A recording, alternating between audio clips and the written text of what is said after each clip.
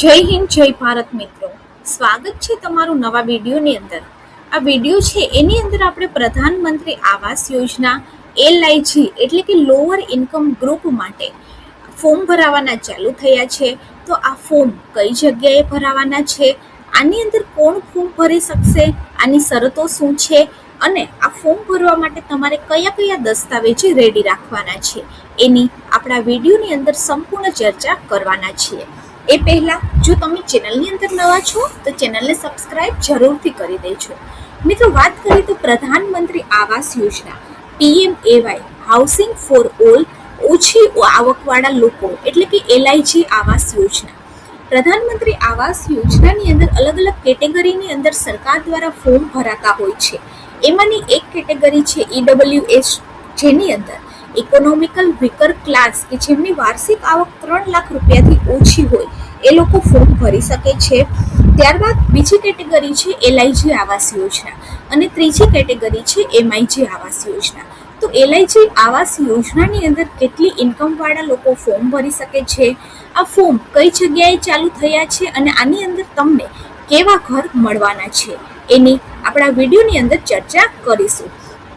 મિત્રો, સૌથી પહેલાં તો આપણે વાત કરીએ તો આ ફોર્મ સંપૂર્ણપણે ઓનલાઈન ભરવાનું છે. આના માટે તમારે કોઈ પણ જગ્યાએ ફિઝિકલ ડોક્યુમેન્ટ આપવા નથી જવાના અને ફોર્મની જે ફી છે એ 50 રૂપિયા છે, જે નોન રિફંડેબલ છે. એટલે કે આ ફી છે એ તમને ફરી મળતી નથી, પરંતુ જે ડિપોઝિટ હોય છે એ તમને જો ઘર ન લાગે તો ફરી સરકાર દ્વારા તમારા ખાતાની અંદર જમા કરાવવામાં આવે છે.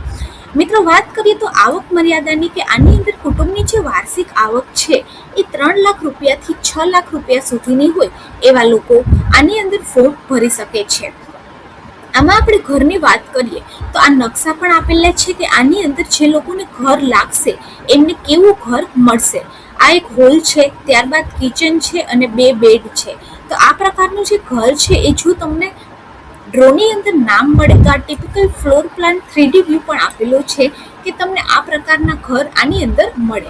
હવે મિત્રો, વાત કરીએ તો આની અંદર હાલ 1200 જેટલા આવાસો ટોટલ હતા, એમાંથી અત્યારે 6 જેટલા આવાસો માટે ફોર્મ ભરાશે અને આ જે ફોર્મ છે એ રાજકોટની અંદર ભરાવાના ચાલુ થયા છે. રાજકોટની અંદર નાના મવા, રાજકોટ અને મવડી વિસ્તારની જે TP સ્કીમ 5, 9 અને 27 છે તે જગ્યાએ આ ઘર ખાલી છે. ટાઉનશીપનું જે નામ છે એ શહીદ ભગતસિંહ ટાઉનશીપ, શ્યામજી પ્રકાશ મુખર્જી ટાઉનશીપ અને શિવ ટાઉનશીપ કે જે મવડી શ્રી કૃષ્ણ હવેલીની પાસે અને કાલાવાડ રોડ ઉપર આવેલું છે. કે જે આ ઘર છે એ શહીદ ભગતસિંહ ટાઉનશીપની અંદર 7 માળના છે, શ્યામજી પ્રકાશ મુખર્જીની અંદર 5 માળનું ઘર છે અને શિવ ટાઉનશીપની અંદર 9 માળનું ઘર આપેલું છે. અહીંયા ઉપર રેરા નંબર પણ આપેલા છે. મિત્રો, વાત કરીએ તો રેરાનો જે નંબર છે એ ગુજરાતની અંદર જ્યારે પણ કોઈ બિલ્ડર પ્રાઇવેટ હોય, સરકારી હોય કે કોઈ પણ પ્રકારનું આવાસ કે કોઈ પણ પ્રકારનું ફ્લેટ બનાવવાની શરૂઆત કરે ત્યારે તેમને ગુજરાતની અંદર રેરામાંથી એક નંબર લેવો પડે છે. આ રેરા નંબરની અંદર તમારા મકાનને લગતી તમામ વિગતો આપેલી હોય છે અને એકવાર તમે જ્યારે આ રેરા નંબર ઉપર જાઓ છો ત્યારે તમને સ્કીમની ટોટલ ડિટેલ મળે છે કે આની અંદર કેટલા ઘર છે.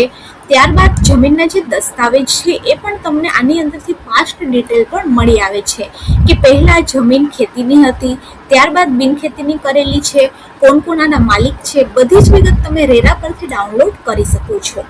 મિત્રો, વાત કરીએ તો આની અંદર નોંધ આપેલી છે કે ડ્રો પહેલાં પ્રધાનમંત્રી આવાસ યોજના LIG આવાસ યોજનાની અંદર કોઈ પણ આવાસ ખાલી અથવા તો રદ થશે તો તેનો સમાવેશ પણ ડ્રોની અંદર કરવામાં આવશે અને ડ્રો બાદ કોઈ પણ નવા આવાસનો સમાવેશ ઉપરોક્ત યાદીની અંદર થશે નહીં. ત્યારબાદ મિત્રો, વાત કરીએ તો ઉપરોક્ત જે ખાલી પડેલા આવાસ માટે અત્યારે ફોર્મ ભરાવાના ચાલુ થયા છે. આ મકાન રેડી છે એટલે કે જે લોકોને ડ્રોની અંદર મકાન લાગી જશે એમને ભરવાની થતી જે કુલ રકમ છે એ એક સાથે ભરવામાં આવશે. તો તરત જ એમને દસ્તાવેજ કરી અને આવાસની સોંપણી કરી દેવામાં આવશે.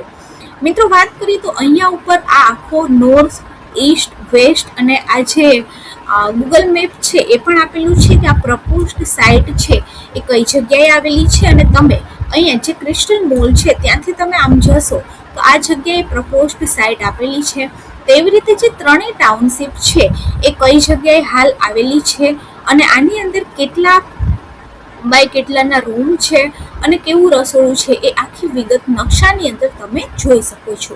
આ ઉપરાંત મિત્રો વાત કરીએ તો યોજનાની મુખ્ય વિશેષતા જે છે એની અંદર આકર્ષક એલિવેશન છે, ભૂકંપ પ્રતિરોધક બાંધકામ છે, વિટ્રિફાઈડ ટાઇલ્સનો ઉપયોગ કરવામાં આવ્યો છે, માર્બલ અને ગ્રેનાઇટનું કિચન પ્લેટફોર્મ છે, ત્યારબાદ એનોડાઇટ એલ્યુમિનિયમ ગ્લાસ સેક્શન છે, મુખ્ય જે દરવાજો છે એ લેમિનેટ ફ્લશ ડોર છે. આ ઉપરાંત આવાસોની નીચે શોપિંગ દુકાનનું આયોજન પણ કરવામાં આવ્યું છે, વિશાળ પાર્કિંગ અને અગ્નિશામનની વ્યવસ્થા છે. તો આની અંદર કોણ ફોર્મ ભરી શકે છે? તો ફોર્મ ભરવા માટે કુટુંબની જે વાર્ષિક આવક છે એ 3 થી લઈ અને 6 લાખ રૂપિયા હોવી જોઈએ. કુટુંબની અંદર જે પણ લોકો ફોર્મ ભરે છે એમના બાળકો અને તેમના પતિ પત્નીનો સમાવેશ થાય છે અને મુખ્ય શરત એ છે કે પરિવારની અંદર કોઈ પણ સભ્યના નામે ભારતભરની અંદર ક્યાંય પણ મકાન ન હોવું જોઈએ. મિત્રો વાત કરીએ તો દસ્તાવેજની અંદર આમાં તમારે તમારું આધાર કાર્ડ, ત્યારબાદ પેન કાર્ડ, કુટુંબના તમામ સભ્યોના આધાર કાર્ડ આની અંદર આપવાના હોય છે. આ ફોર્મ સંપૂર્ણપણે ઓનલાઈન ભરવાનું હોય છે અને હાલમાં જે લોકો રાજકોટની અંદર રહે છે એ આના ફોર્મ ભરી શકે છે અને મકાનની જે કિંમત છે એ 12 લાખ રૂપિયા રાખવામાં આવી છે અને આ 12 લાખ રૂપિયા છે એ કેવી રીતે ભરવાના છે એ પણ આની અંદર આપેલું છે કે જે લોકો તુરંત પૈસા ભરી દે એમના દસ્તાવેજ કરી દેવામાં આવે છે અને બાકી લોકોને હપ્તાઓ દ્વારા પોઝેશન આપવામાં આવે છે. તો મિત્રો, રાજકોટ મ્યુનિસિપલ કોર્પોરેશનની જે ઓનલાઈન વેબસાઇટ છે www.rmc.gov.in ત્યાં જઈ અને તમે આ યોજના માટે ફોર્મ ભરી શકો છો.